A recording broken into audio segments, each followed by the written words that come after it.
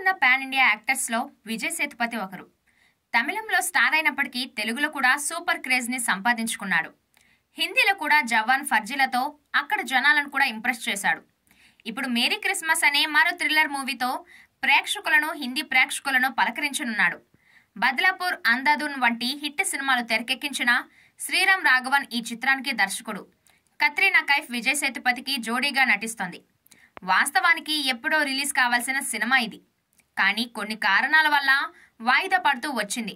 ఎట్టకేలకు హిందీ, తమిళ భాషల్లో జనవరి 12వ తేదీన విడుదల కాబోతుంది. తెలుగులో మాత్రం కొంచెం లేటుగా రిలీజ్ కాబోతుంది. ఇక ఈ చిత్రాన్ని ఆల్రెడీ చూసేసినట్టు సెన్సార్ సభ్యుడని చెప్పుకుని తిరిగే ఫేక్ రివ్యూవర్ ఉమైర్ సంధు తెలిపాడు. అలాగే ఈ చిత్రంపై తన రివ్యూ కూడా ఇచ్చేశాడు. ఇది ఒక కంప్లీట్ బోరింగ్ సినిమా అంటూ రాసుకొచ్చి దీనికి 2/5 రేటింగ్ ఇచ్చాడు. 2024లో ఇండియా వైడ్ గా ప్రేక్షకులు ఎంతో ఆసక్తిగా ఎదురుచూస్తున్న సినిమాల లిస్టులో మేరీ క్రిస్మస్ కూడా ఉంది. ఇది టాప్ 14వ మూవీగా నిలిచింది. అంత హైప్ ఉన్న సినిమాపై అసలు సినిమా చూసాడో లేదో తెలియని వ్యక్తి ఇలా నెగిటివ్ రివ్యూ ఇవ్వడం గమనార్హం.